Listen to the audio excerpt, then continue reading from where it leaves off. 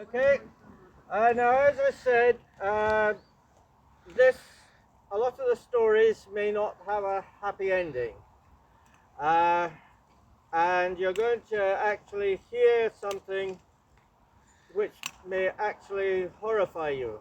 It's not me saying it, but you will hear a genuine, an absolutely genuine sermon against witches when we get to the maze. What we're going to do is we'll start off here. I'll talk about a few things, then we'll move to two other places, ending up at the maze. Just to put this in a little historic context, when we took over the castle in 2002, there was a weird round area up in the woods. The archaeologist said there was nothing interesting about it. It was probably a rose garden or a horse training ring. And this family decided to build a maze there. And obviously a maze has to have something in the center to make it worth going into the maze. And the most important thing in this area was the execution by strangling of 11 people, of 12 people, 11 people and 10 ladies and a gentleman. And in the center of the maze there's a stone and an information panel. The stone has the names of the executed, and the information panel has some interesting things to hear about. Tell you about why it's there. Now, I'm going to be telling a few stories of the local areas and maybe a few stories of a couple of the individual witches. But you must understand, when I say witches, I'm meaning people who were accused of witches but could never have been doing, but totally innocent of witchcraft. So, yeah. It took. Okay, so there will be also a chance to see in the castle tomorrow and Sunday as part of Doors Open Day, and you can find the timings online. And I'll be doing guided tours of the castle. Okay, so let's start with something, a story from just past Plough Mill, Fossoway's Plough Mill, not Kinross's Plough Mill. The Murrays, who had land there, and they kept getting their cattle nicked. And what happened was, one of the times they actually managed to track the rustlers, and they tracked them to a church down near Pitfar, Blaringon, and they barricaded the doors, and they threw flaming brands through the windows of the church, and burnt the church down with the rustlers inside. This, of course, really annoyed the monks at Corus, because it was their church. They got the stipend and everything, and they excommunicated the Murrays, a bit like when Robert the Bruce murdered his rival in a church. Robert the Bruce got excommunicated. And so the Murrays had a problem. They didn't like to be excommunicated because it also meant that they could be hunted, and they were basically lawless. Anybody else could steal things from the Murrays, and they could not go to the king and say, "Can I get this thing back? Things have been stolen." So the monks said, "Well, we want this bit of land. You give it to us, and we will de-excommunicate you." and write to the Pope and get you de-excommunicated. And so they had a meeting, and it was all agreed. But then one of the monks said, "This bit of land here I'm standing on is also Courus Abbey land." And this was the best piece of land, the bit of land that the Murrays could not get rid of. I mean, wanted to hold on. It was absolutely vital to their estate. And they were so furious that a monk could just barefaced lie at them and say, "This is the land belongs to Courus that I am standing on." They went and stabbed him and killed him, and killed the monk. My goodness. And the other monk said he was telling the truth. And they took off his shoes, and in his shoes was the soil from Courus. He was actually standing on Courus soil in his shoes. Wow. I don't... Now, up a bit from Pitfar, where this took place, there's Rumbling Bridge with all the waterfalls and everything else. And it was a time when there used to be hunting in Kinrochshire. And below, 1 mile below Rumbling Bridge, there's even bigger waterfalls.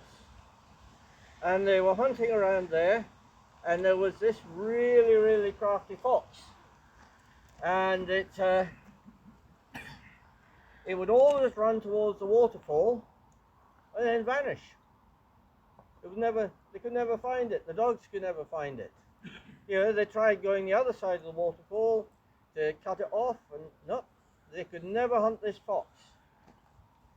Until one time, one of the hunters actually spotted the fox holding on to the root of the tree with its mouth above the raging torrent. Wow.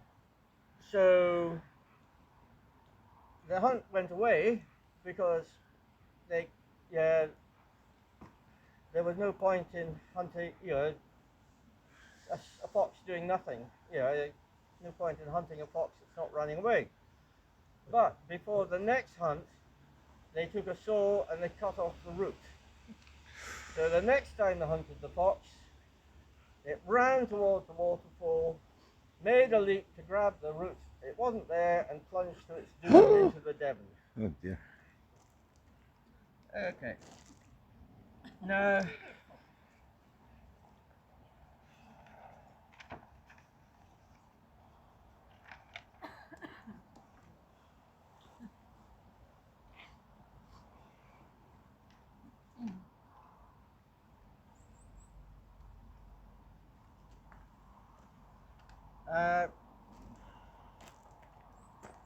I'm going to tell you about one of the maybe 3 witches. We'll see how it goes.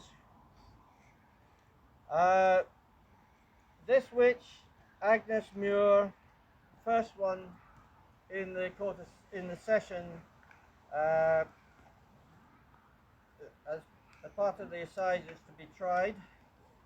There were 2 indictments against her. One, she met the devil. She renounced her baptism.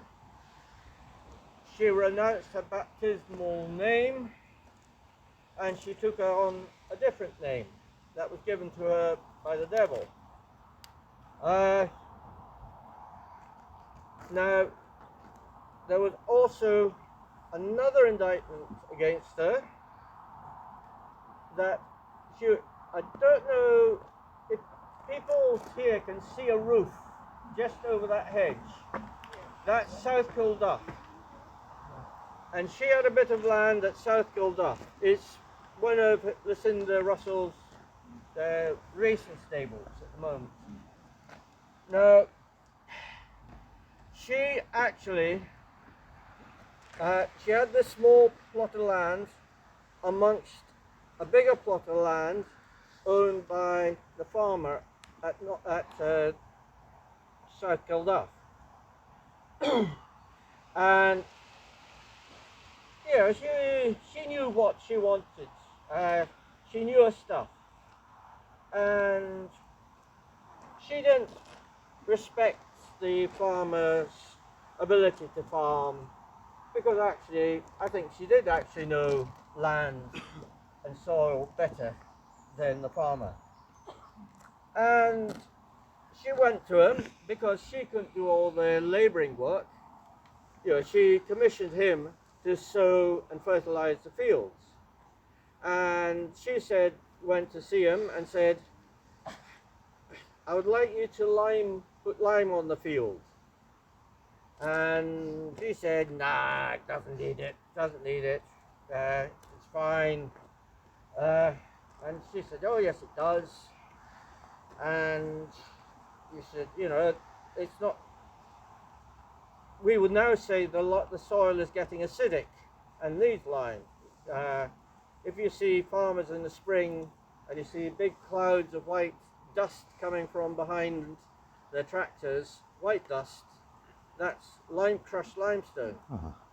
And it's very important for making high value crops grow.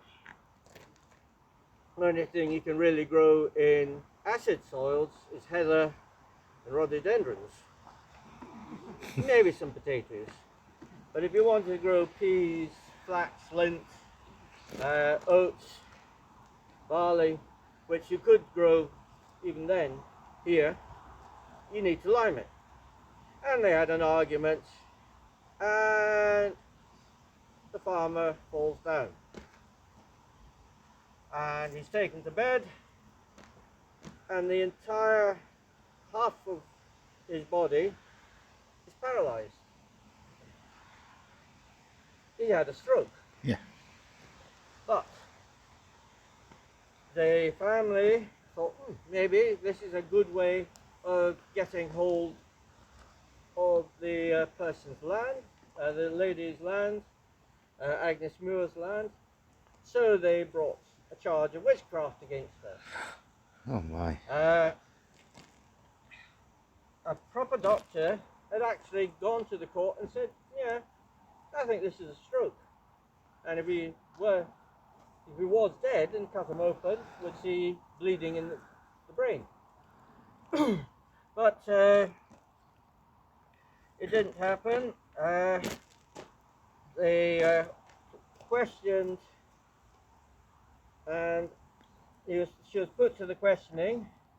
Now, we don't know what sort of question, there's no record of the type of questioning she was put under.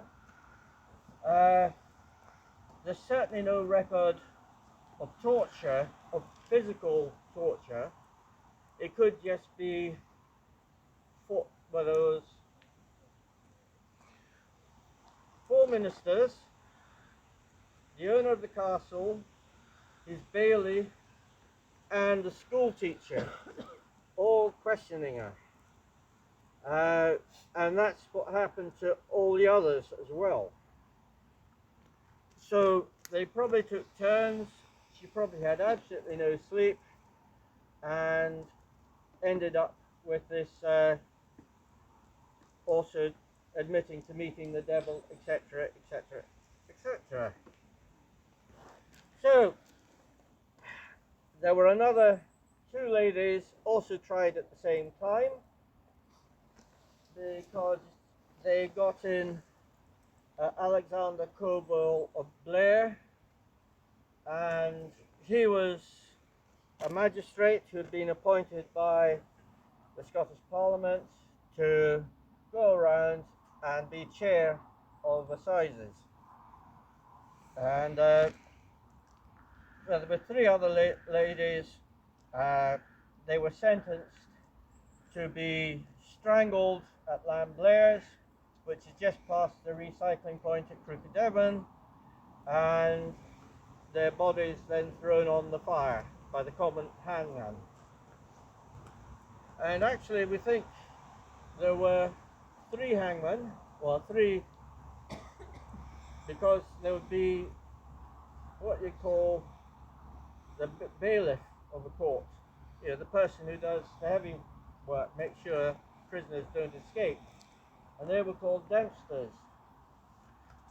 And there were 3, and they were from local people.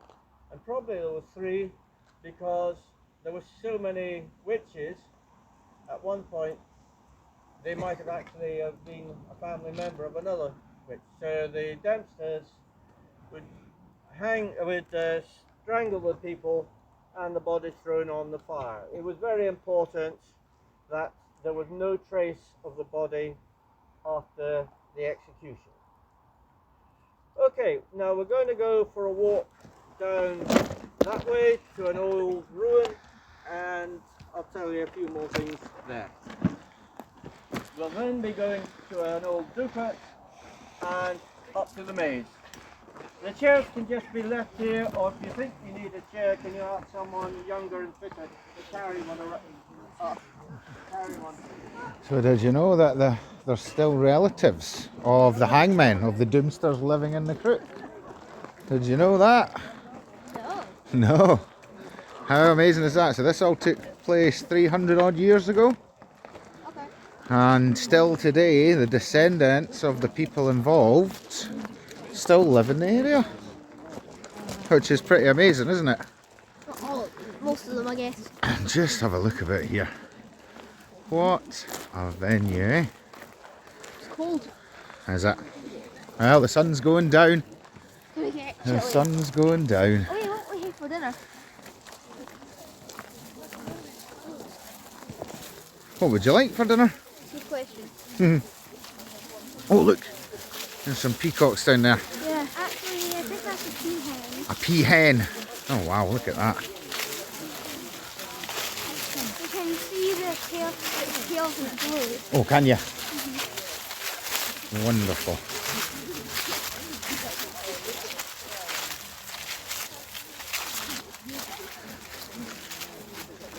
So you can see the giant tree.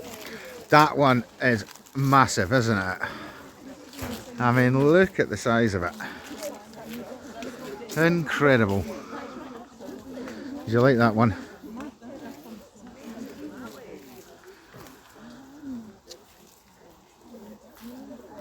This is a secret passage. I know.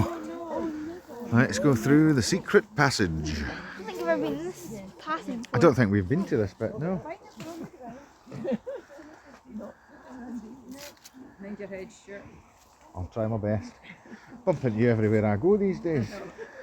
Because I live here.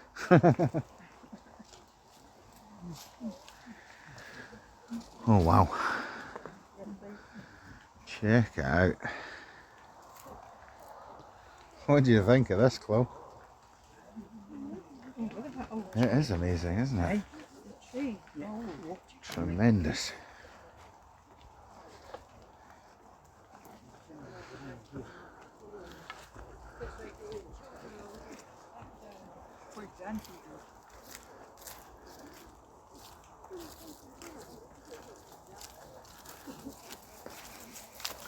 So is this a moat?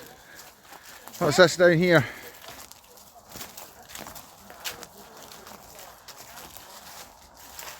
I think I'll come across here and I'll get a wee video with the light behind me.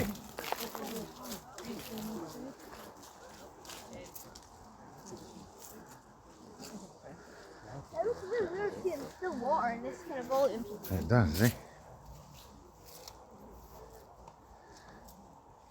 How did the peacock get over there? Mhm. By flying. I don't really good fly. Yeah, a little bit, not too much. I actually saw one fly straight to the top of the tree. Oh, did you? Okay, the building behind me is the castle laundry, the washhouse. And here's a bit of amusing, horrible history stuff. When it was built, the laird of the castle liked his fishing. Luckily, when trout would come up to spawn, you'd be able to lift get people to lift the sluices in November, the fish would come in, then he'd drop the sluices and they'd put a grid down so the fish couldn't get back down to Loch Leven, and all he would have, either if he needed protein he could get someone to net them, or if he wanted a bit of sport, the what we call the moat, it's not actually a moat but it's a good name for it, he would be able to enjoy some fishing. But he had a problem. His dirty socks and underpants. How does he get his dirty socks and underpants washed at the castle by the servants without all the horrible water from the washing going into his nice pristine fishing ponds? So he came up with this idea that he would put the wash house, the laundry, below the water table of his fishing pond. So the dirty water could just be thrown out and it would go all the way to Loch Leven. But he had a problem.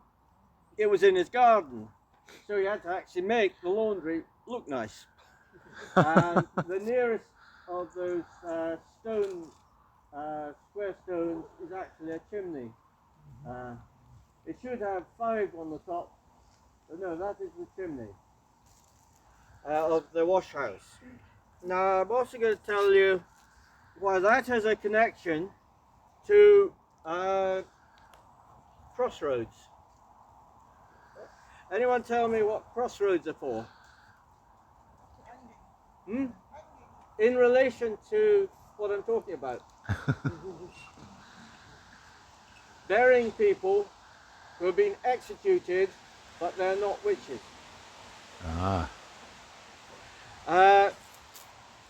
There was a lady in Dunfermline who was accused of killing her child. She was executed and buried at the Exeter Market. They always try to choose the best, busiest crossroads to bury people. People executed for non-witchcraft things, the bodies didn't need to be burnt. There is also in Canmore, the Canmore website, which says where all the old stuff is, another executed person buried at the Gelban Crossroads up there. And just to explain how powerless ladies were, in Victorian times, a dead baby was found in there. I have no idea. It's a very small article in the Scotsman. You can find it online, and I don't know what the follow-up was, whether it was a servant's baby, whether they didn't want the scandal, or whether she was tried, or whether she was deported, or what. But I'm pretty sure she wasn't executed and ended up at a crossroads, because you didn't bury executed people in churches, especially if it's related to the death of another person, or churchyards. Yeah, okay. I have something to say. Hmm? It seems like the cows have came to listen to your story. Oh, the cows are listening, yeah.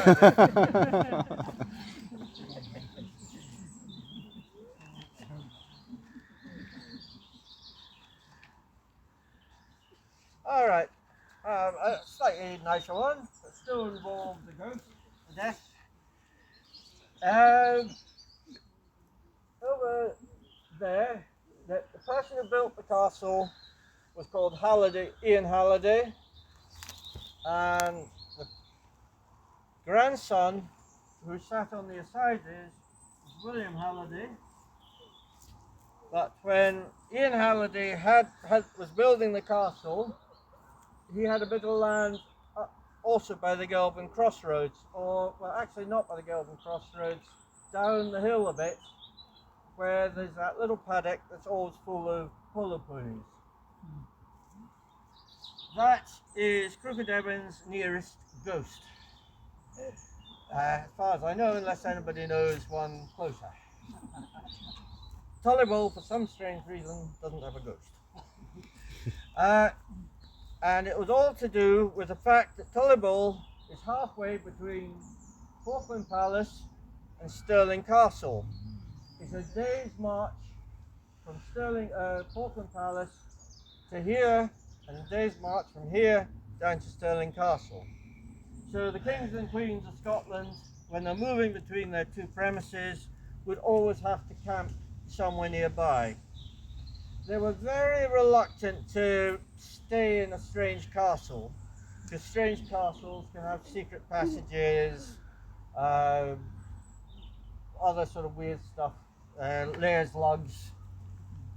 So they did, if it was definitely a time of peace, prefer to camp out surrounded by their bodyguard,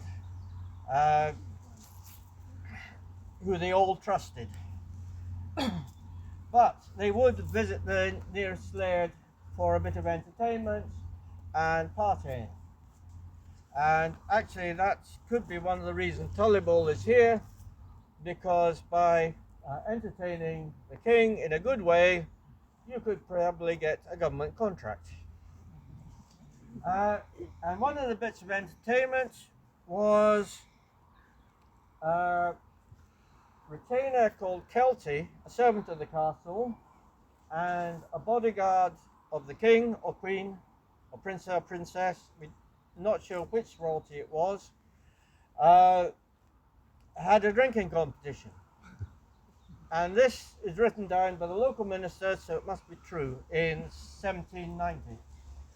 And they drank and they drank and they drank for 3 days. And the end of it, the trooper collapsed, the soldier collapsed, and Kelty managed one last drink before he collapsed.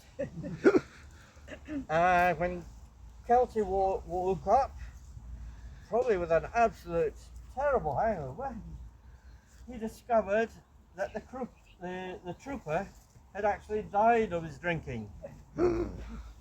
So he was buried where in the little sort of valley where the polo ponies are, and that's a place called Trooper's Dub.